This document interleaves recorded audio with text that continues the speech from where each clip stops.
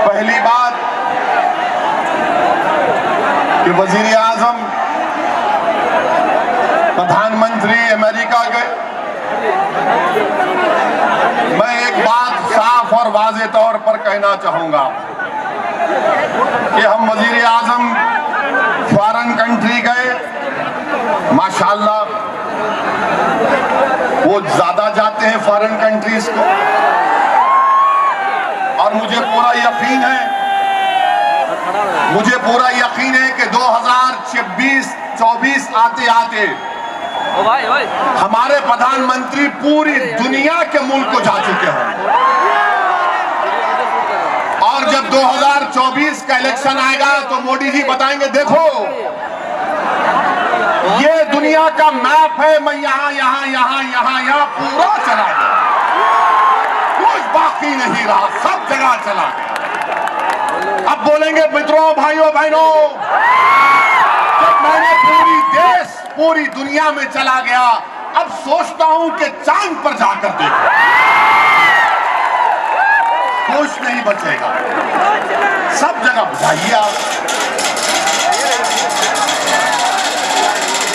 हाँ, उनका नाम लिए तो पंखे में आवाज, ये पंखे में आवाज आई, मगर मैं तुम्हारा पंखा हूं। बंद कर दो इन पंखों को, अब इस पंखे से हवा पूरे हिंदुस्तान में जाएगी इंशाअल्लाह। हमारे प्रधानमंत्री अमेरिका गए। मैं प्रधानमंत्री से कांग्रेस की तरह वो बात नहीं करूंगा, मैं सिर्फ प्रधानमंत्री से और बीजेपी से पूछूंगा कि आपकी सरकार का मानना है made in India, make in India. Modi और उनकी सरकार कहती है कि हिंदुस्तान में पैसा लाइए, हिंदुस्तान में पैसा लगाइए, भारत में फॉरेन डायरेक्ट इन्वेस्टमेंट आना चाहिए। मैं भी मानता हूं होना चाहिए। हम बीजेपी से, मोदी सरकार से पूछना चाहते हैं, क्या ये बात सच है कि हमारे मुल्क भारत की एक कंपनी जिसका नाम पेट्रोनेट, नाम क्या है? पेट्रोनेट ने अमेरिका में एक कंपनी है जिसका नाम है टेलुरियन कंपनी में भारत की कंपनी पेट्रोनेट ने, आपको मालूम कितना वहां पर सरमायाकारी की, कितना इन्वेस्टमेंट किया?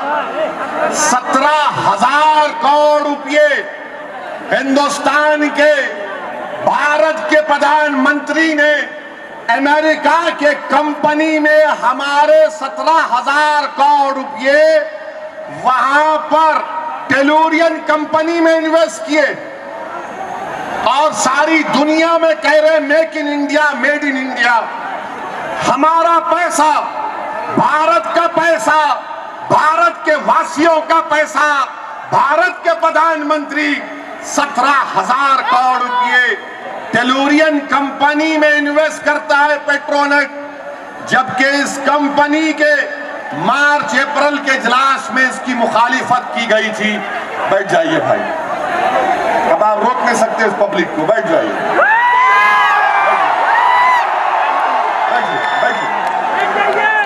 नीचे बैठना सीखिए तो उठेंगे आप, बैठिए।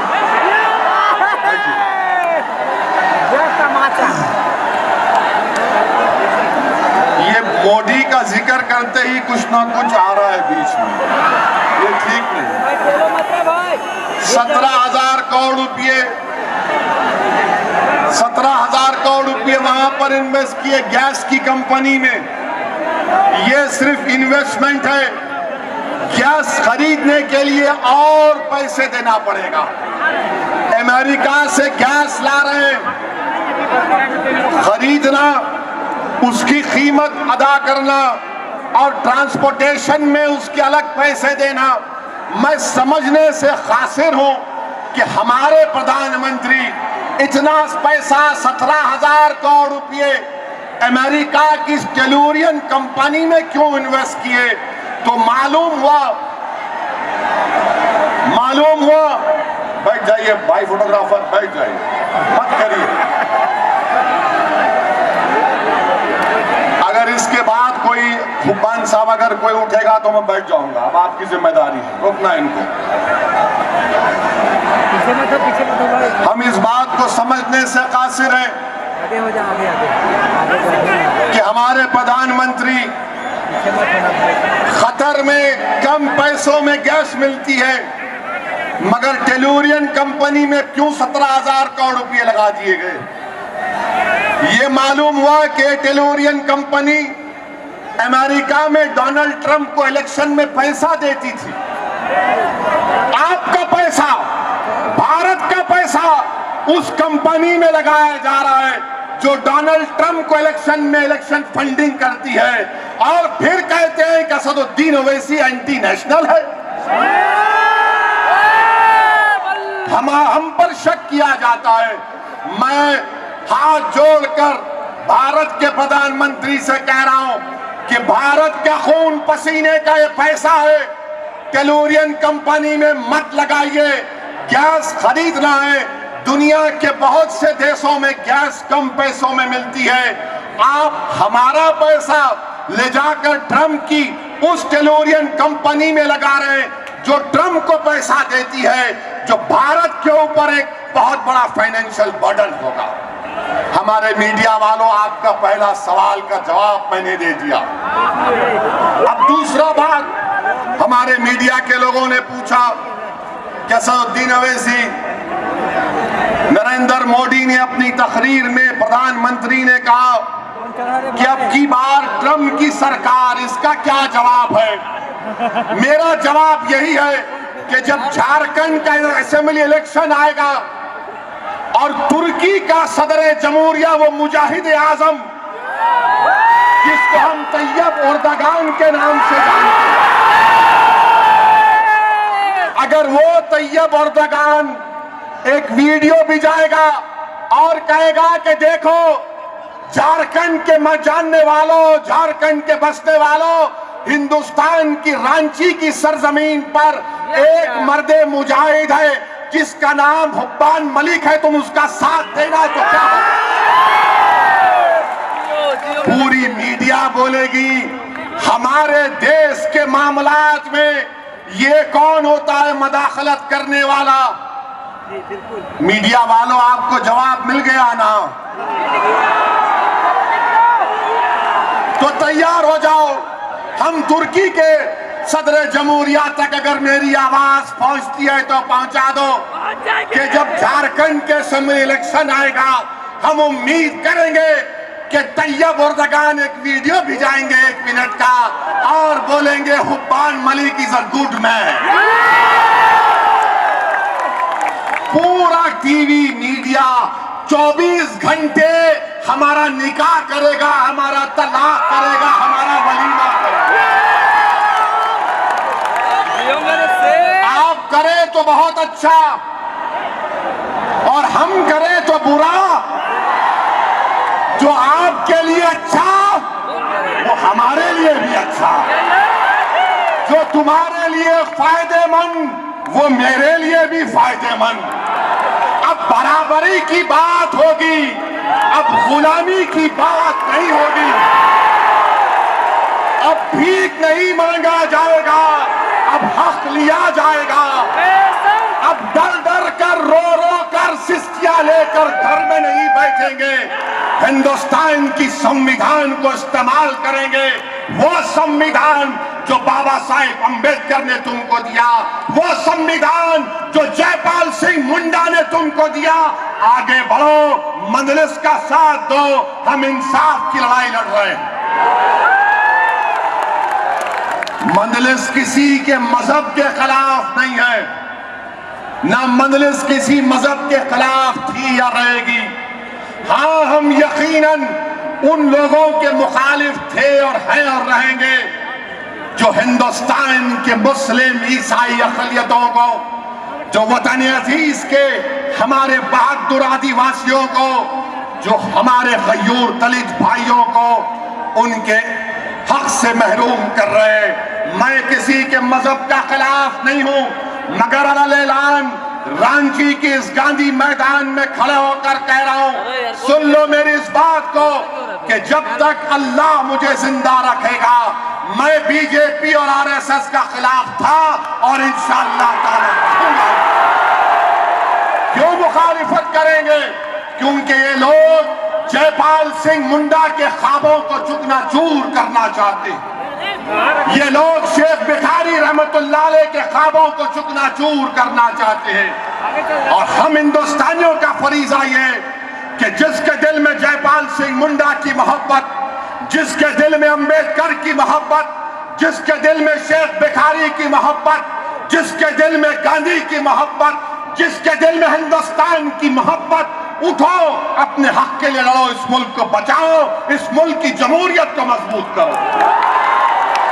जमहूरियत को मजबूत करने का पैगाम मैं आपको देने आया हूं। तीसरा, हमारे मीडिया के दोस्तों ने पूछा कि ट्रंप ने कल इमरान खान पाकिस्तान के वजीर आजम से मुलाकात की, तो पाकिस्तान के वजीर आजम की मौजूदगी में ट्रंप ने इमरान खान और पाकिस्तान की तारीफ कर दी। मोदी जी, आपने 50,000 लोगों के सामने, वो 50,000 जो लोग जमा हुए वो तमाम के तमाम अमेरिकन पासपोर्ट होल्डर हैं, उनकी मौजूदगी में आपने ट्रंप की तारीफ की। हाथ पकड़कर ऐसा चल रहे थे, ऐसा लग रहा था कि दो आशिक जा रहे हैं। ठीक है, आपका इश्क ट्रंप से है, हमको उस पर कोई टिप्पणी करना नहीं। आपका इश्क आपको मुबारक, मगर ये कौन सा वन वे लव है कि आप तो ट्रंप से मोहब्बत के दावे कर रहे हैं और वो इमरान खान और पाकिस्तान की तारीफ कर रहा है। तो मोदी जी, हम आपसे कहना चाहेंगे, ये ट्रंप बड़ा चालाक है, ये ट्रंप बड़ा धोखेबाज है, ये ट्रंप इंसानियत और ये तमाम रवादारी का नहीं जानने वाला है। मोदी जी, ट्रंप से दोस्ती कहीं हमको महंगी ना पड़ जाए, ट्रंप से दोस्ती कहीं हमको महंगी ना पड़ जाए।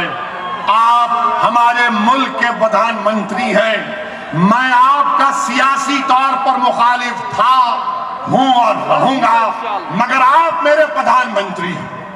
हम आपको सिर्फ बता रहे हैं, जरा ये ट्रंप से मोहब्बत को कम करिए। नहीं मालूम, अगर कल ट्रंप इंशाअल्लाह इलेक्शन हार गया तो फिर कोई और वहां का सदर बनेगा, तो फिर आपको दोबारा बहुत मुश्किल पेश आएगी। ये 3 सवालात अमेरिका के ताल्लुक से हमारे मीडिया के लोगों ने मुझसे पूछा, और फिर पूछा कि आप, ए भाई बैठ जाओ,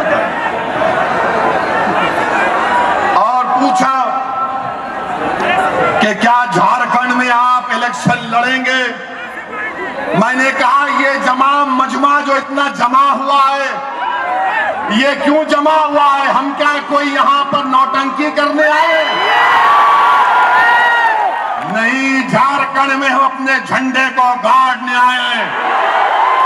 झारखंड की आवाम में, झारखंड के आदिवासी भाइयों बहनों में, दलित भाइयों और बहनों में, ईसाई भाइयों और बहनों में, गैर मुसलमानों के दिलों में, सेकुलरिज्म पर अटूट यकीन करने वालों में हम अपना भरोसा कायम करने आए हैं। मैं पहली मर्तबा आया हूं, ये आखिरी मर्तबा नहीं साबित होगा इंशाअल्लाह।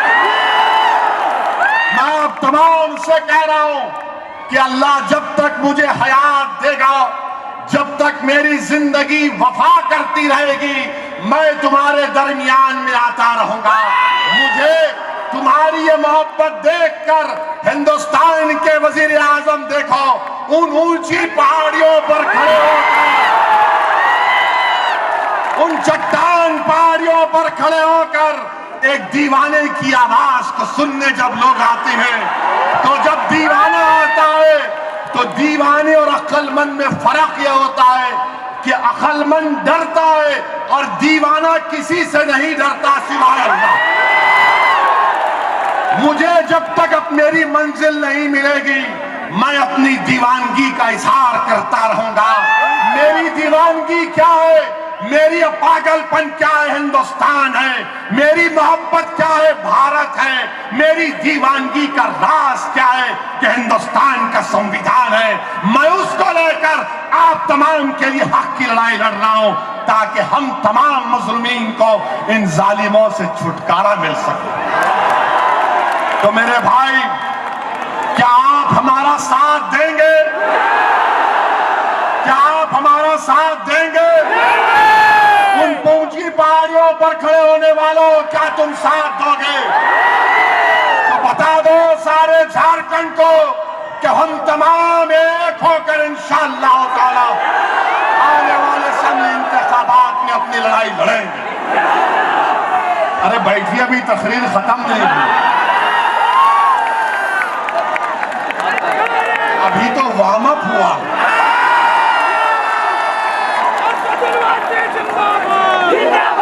यही फर्क है दूसरे पार्टियों में, हमारे पार्टियों में।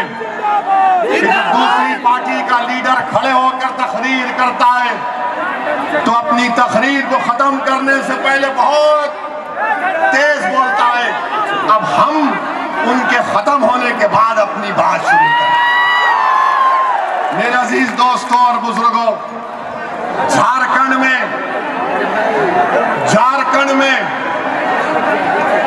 जो कुछ भी आज हो रहा है,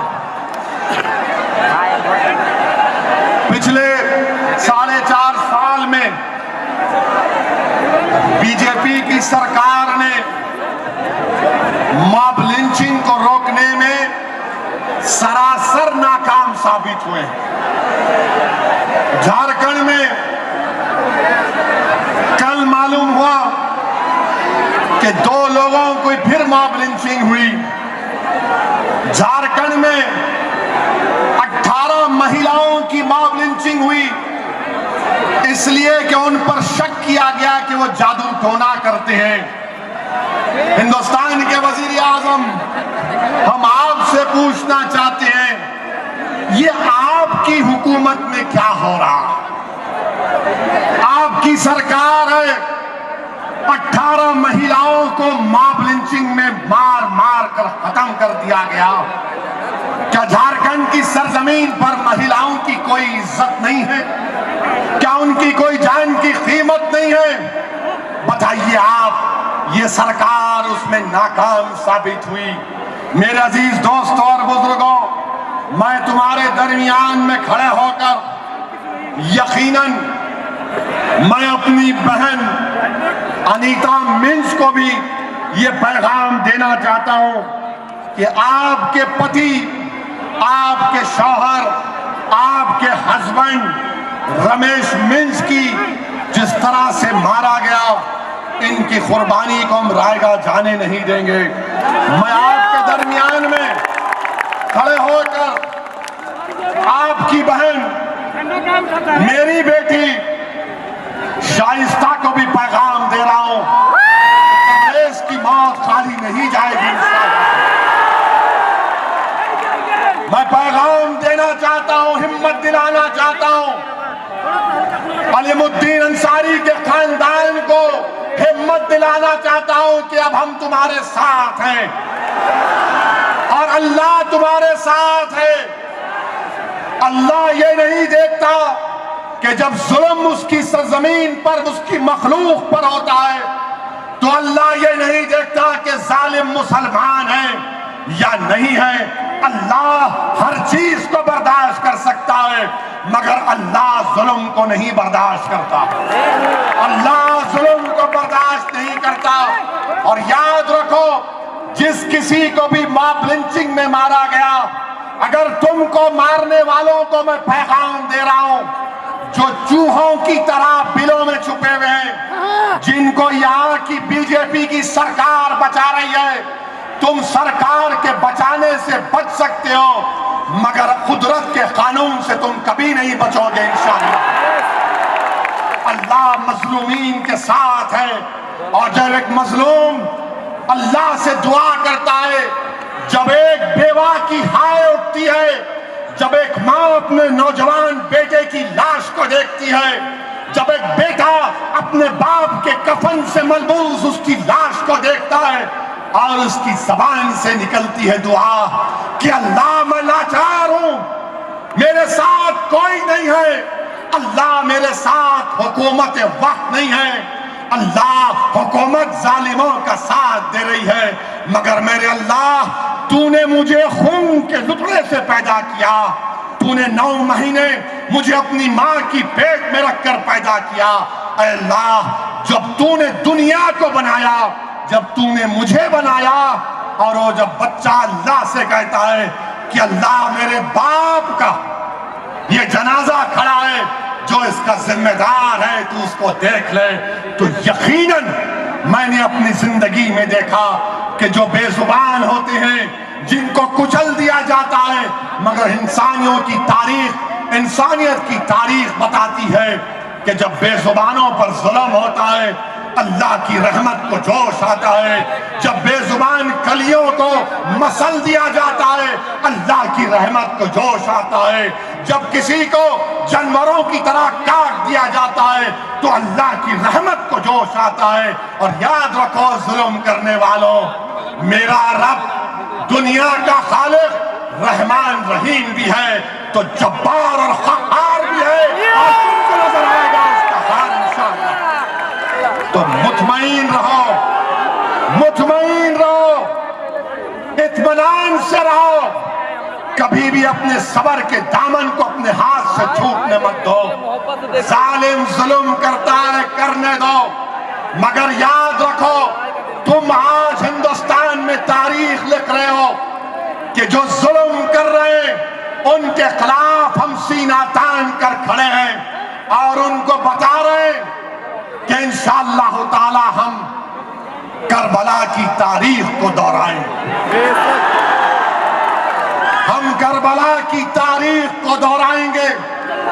तो सुनो जुल्म करने वालों, अगर तुम ये समझते हो कि तुम्हारी ताकत, तुम्हारा इख्तिदार, तुम्हारा जुल्म मुझे मजबूर कर देगा कि मैं तुमसे हाथ मिला लूंगा या मैं तुम्हारे सामने अपने सर को झुका दूंगा, तो हिंदुस्तान की मजलूम आवाम जो तुम्हारे जुल्म का शिकार हो रही है, उन तमाम मजलूमीन की तरफ से, उन बेजुबानों की तरफ से, उन कमजोरों की तरफ से, उन यतीमों की तरफ से, उन बेवाओं की तरफ से असदुद्दीन अवैसी आज खड़े होकर कह रहा है कि करबला के मैदान में नवासे रसूल ने जालिम से हाथ नहीं मिलाया, अपनी गर्दन को पेश कर दिया, अपने आप को मिटा दिया।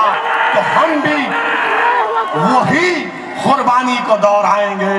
और जो लोग कहते हैं हाथ मिला लो, अरे इमाम हुसैन की शहादत याद रखो, इमाम हुसैन की शहादत को याद रखो। जब करबला में इमाम हुसैन का जिस्म मुबारक मिला तो कुदरत ने अल्लाह के हुक्म पर, क्योंकि यजीद पर आकर तकलीफ भी हुई कि झारखंड में इतनी बड़ी तादाद में मुस्लिम अक़लियत रहते हैं, ईसाई रहते हैं, और उनके लिए एक डिपार्टमेंट बना दिया गया जिसमें हमारे दलित भाई, बैकवर्ड क्लास और माइनॉरिटीज को रखा गया और सिर्फ 100 करोड़ रुपए दिए गए। कितनी आबादी है झारखंड में मुसलमानों की? बोलो 50 लाख। बोलो 50 लाख। तुमको मालूम तुम्हारी ताकत क्या तादाद है? 50 करोड़। इतनी खामोशी क्यों है? 3 करोड़। जोर से बोलो। 3 करोड़। यही काम करने आया हूं कि अब तुम्हारी जबानों से आवाजें निकलेंगी, तुम्हारे दिल के अंदर जो छुपे हुए जज्बात हैं वो तुम अपनी जबान पर लाओगे और मैं लाता रहूंगा।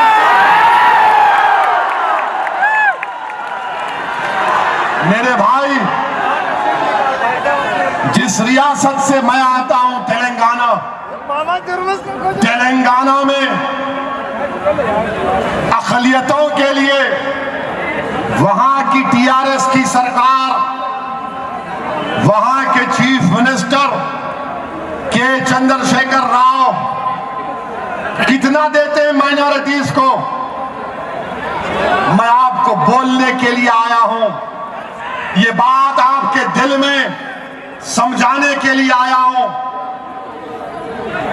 कि तेलंगाना में अक़लियतों को, जिसमें ईसाई, मुसलमान, हमारे जैन भाई, सिख भाई, 1200 करोड़ रुपए सालाना बजट, 1200 करोड़, और आपके पास सिर्फ 100 करोड़ रुपए। पैसा आपका, सब चीज आपका, और राज इनका। कब तक चलेगा ये? कब तक चलेगा ये?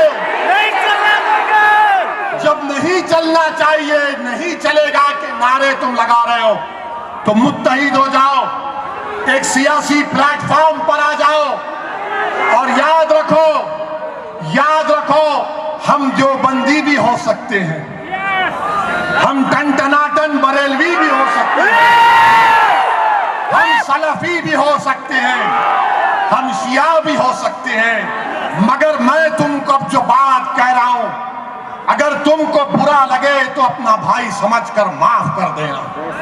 अगर तुम मुझे अपना भाई नहीं समझते तो ये समझना कि एक दीवाना आया था, पागलपन की गुफ्तगू करके चला गया। मैं तुमसे कह रहा हूं, जब अलीमुद्दीन अंसारी को मारा गया, जब तबरेज को मारा गया, और जब तबरेज को रात भर मारते रहे, जब अलीमुद्दीन अंसारी को बीच सड़क पर मार रहे थे, तो क्या किसी ने उससे पूछा कि बता तबरेज, बता अलीम कि तू देवबंदी है या बरेलवी?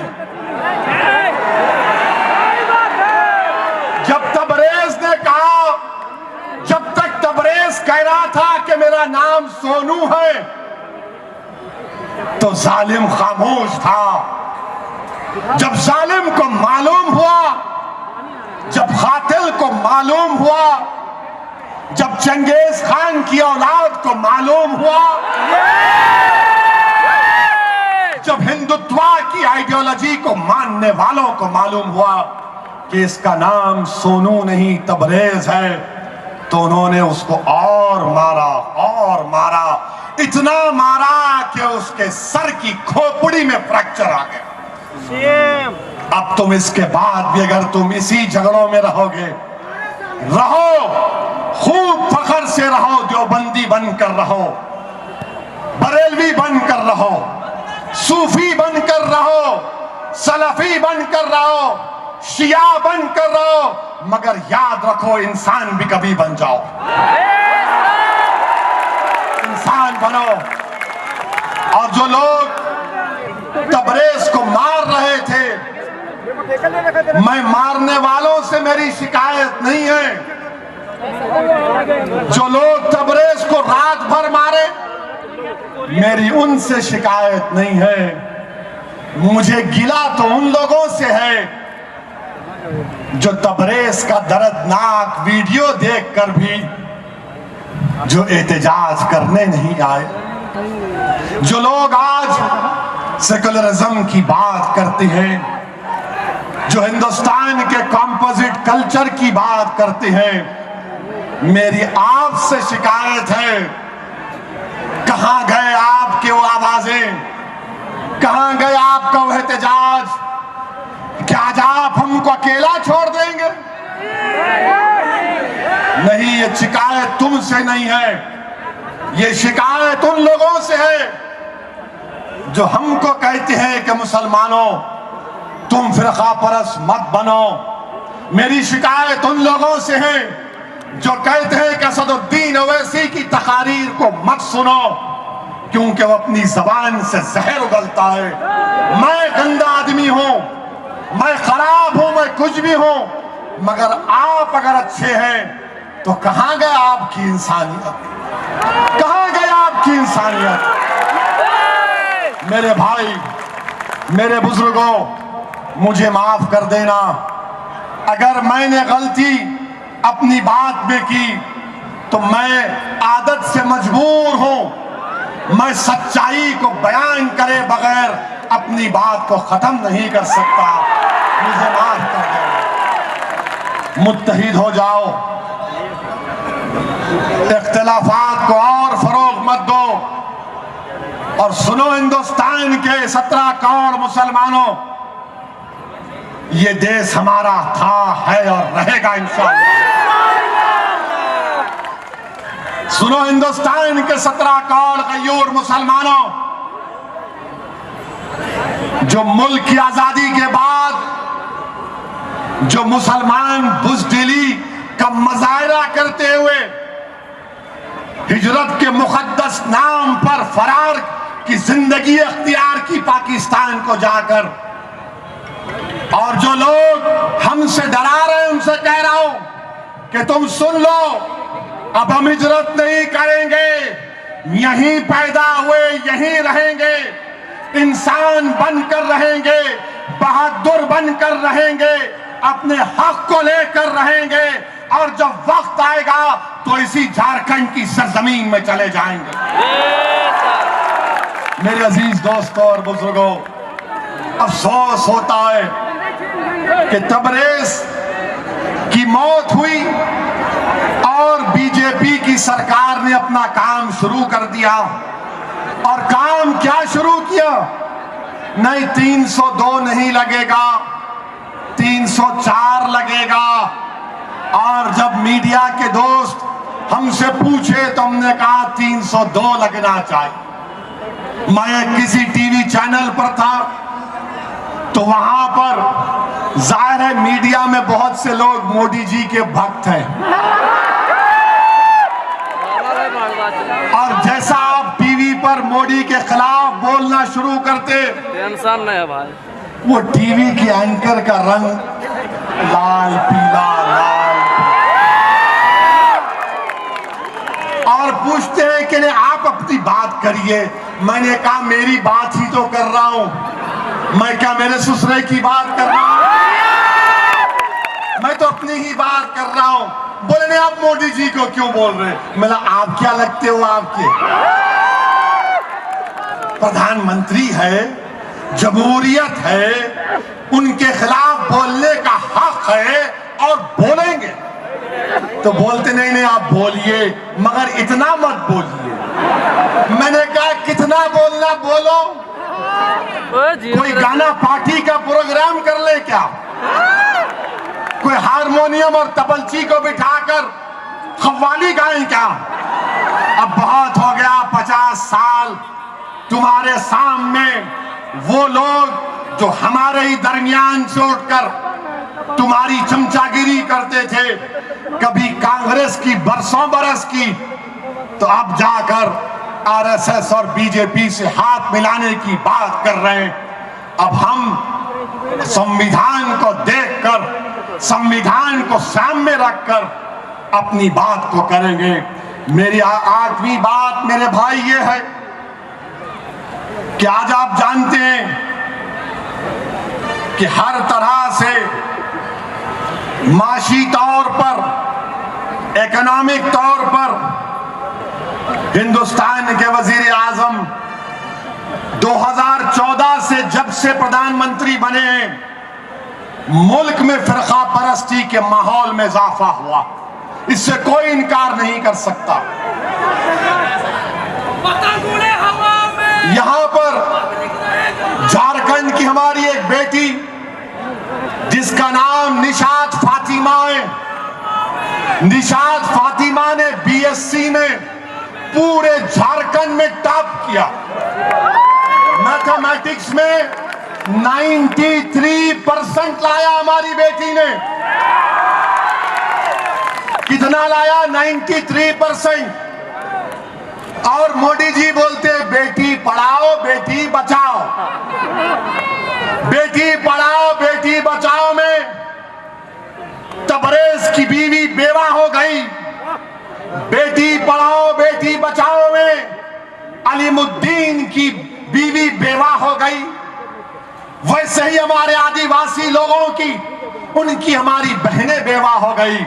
अब ये बच्ची निशात फातिमा जब बीएससी में 93% लाती है, पूरे झारखंड में टॉप करती है, जब अपनी डिग्री लेने जाती है हिंदुस्तान के वजीर आजम, आप देखो कि आप जब कहते हैं कि मैं मुस्लिम महिलाओं से इंसाफ करना चाहता हूं, नहीं हिंदुस्तान के वजीर आजम, आपके इन बातों में सच्चाई नहीं है, ये सिर्फ जुमलेबाजी है। और आप लच्छेदार गुफ्तगू कर कर असदुद्दीन ओवैसी को और हमको और आप बेवकूफ नहीं बना सकते। निशात फातिमा जब डिग्री लेने गई तो उसको कहा गया कि तुझको डिग्री नहीं मिलेगी। उसने कहा क्यों? तो कहा गया कि तूने बुर्खा और नकाब पहन कर आया।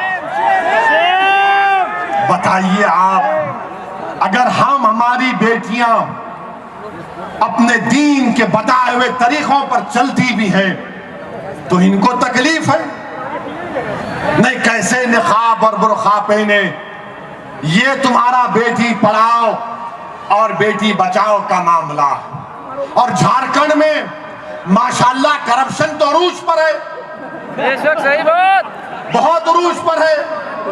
जितने बीजेपी के लोग हैं उनकी तो लॉटरी लग चुकी है, उनके अच्छे दिन आ चुके हैं और बुरे दिन हमारे आए। वो जो कौन सा तालाब था, कोनार, क्या हुबान साहब, कौन सा तालाब था?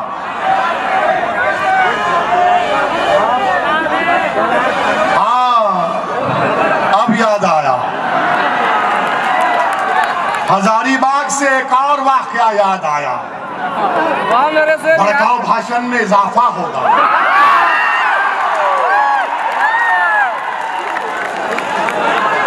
हजारीबाग का नाम आया और हमारे दिल में वो बात याद आई। दिमाग ने हमसे कहा कि हजारीबाग नहीं, मोहतरम जनाब जयंत सिन्हा साहब ने अलीमुद्दीन अंसारी को मारने वालों का इस्तकबाल ऐसा किया कि दूल्हा आ रहा है, बहाओ फूल बरसाओ, मेरा महबूब आया। जिसको कोर्ट ने कातिल करार दिया। मोदी जी, वाह आपका इंसाफ कि आपके पार्टी का मरकजी वजीर रहा सो शख्स कातिल का फूल की मालाओं से इस्तकबाल कर। अब बात करप्शन की, ये कोनार लेक 2200 करोड़ रुपए इस पर खर्च हुए। मुख्यमंत्री जी ने इसका इनॉग्रेशन किया, इफ्तिताह किया। 5 घंटे में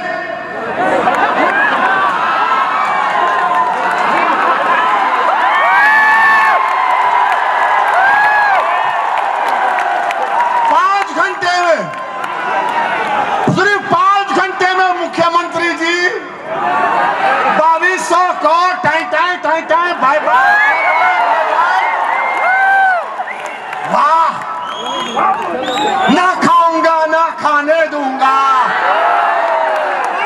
तुम नहीं खाना, कोई नहीं खाना, हम तमाम मिलकर खाएंगे। अगर तुम नहीं खाना, खाओ, जितना खाते खाओ। तुम्हारा पेट है क्या है नहीं मालूम, बढ़ता ही नहीं है, खाए जा रहे, खाए जा रहे। कांग्रेस ने झारखंड को खूब लूटा। वो मधु कोड़ा ने 4000 करोड़। अब आप आए तो कहा कि एक ही कनाल में 2200 करोड़। अरे देश की फिक्र करो, मालूम हुआ कि चूहों ने सुराख कर दिया। सही बात। चूहों ने कनाल में इतना सुराख कर दिया था कि 2200 करोड़ ये दुनिया के बड़े ताकतवर चूहे हैं। ये कहां से पैदा हुए भाई? इनका डीएनए का टेस्ट होना चाहिए। कनाल को ही बर्बाद कर दिए। मोदी जी बचाओ हमको इन चूहों से। खतरा मुल्क को चूहों से है, मुसलमानों से नहीं है। ये चूहे जो मुल्क को खा रहे हैं। मोदी जी 2200 करोड़ खा गए। ये बड़े कमबख्त चूहे। मोदी जी छोड़िए मत इनको, आप इनको भी तिहाड़ जेल में डालिए इनको। हाँ, क्या बताइए आप कोई बात है कि 2200 करोड़ मुख्यमंत्री आते हैं और 5 घंटे में सब। अब नहीं मालूम कौन होगा, अब नहीं मालूम क्या होगा। मेरे अजीज दोस्तों और बुजुर्गों, हिंदुस्तान के वजीर आजम, हम उनसे कहना चाह रहे हैं, हमारे एक और मीडिया के लोग पूछे, वो कश्मीर पे बोल दो जरा। बोलूं मैं कश्मीर पे? आपकी इजाजत है? केस बुक होगा तो जेल में मिलने आओगे, फूल का हार लाओगे, दुआ करोगे, फिर बोलूंगा।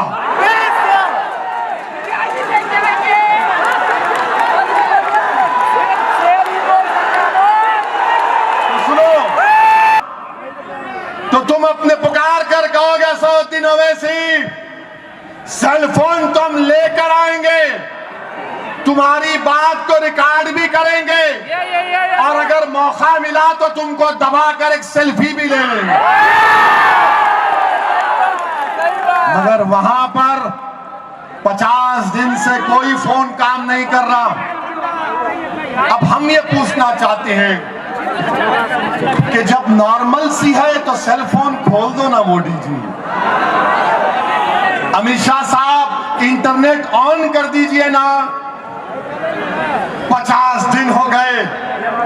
अच्छा, 3,000 के करीब लोग गिरफ्तार हैं, और मोदी जी के कैबिनेट के एक मंत्री कहते हैं कि जितने वहां के लोगों को गिरफ्तार किया गया उनको 18 महीने से पहले छोड़ देंगे।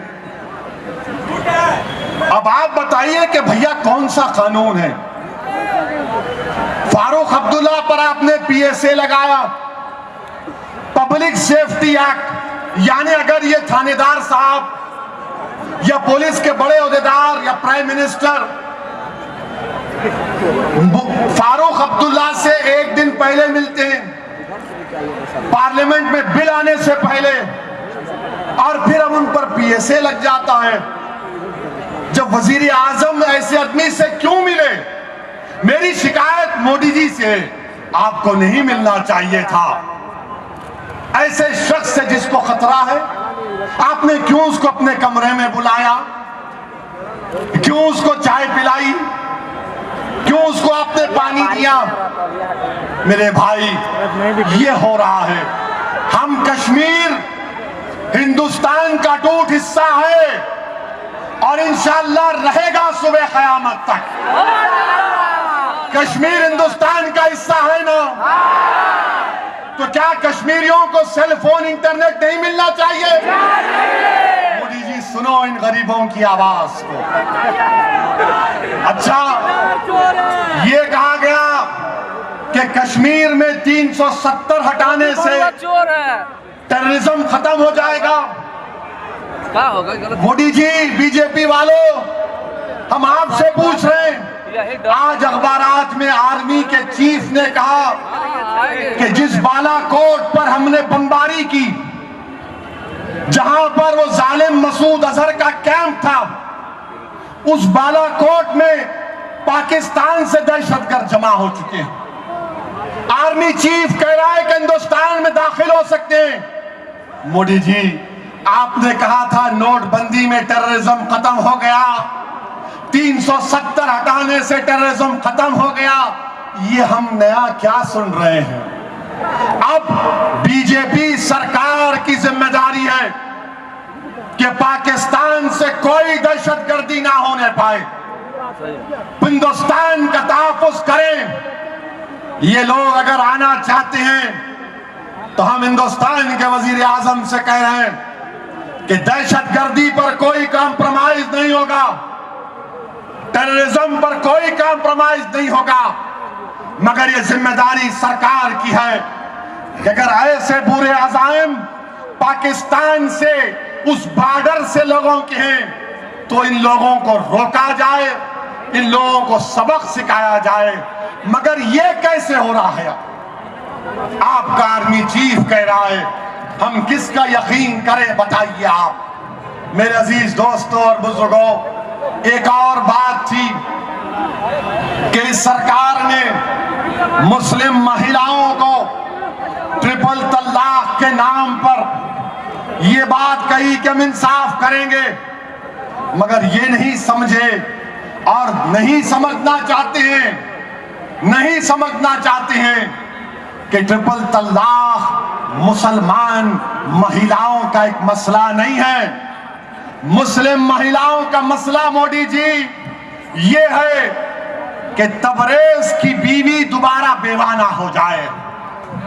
अलीमुद्दीन की तरह कोई महिला, चाहे वो मां हो या पत्नी हो, वो अपने बेटे और शौहर से महरूम ना हो जाए।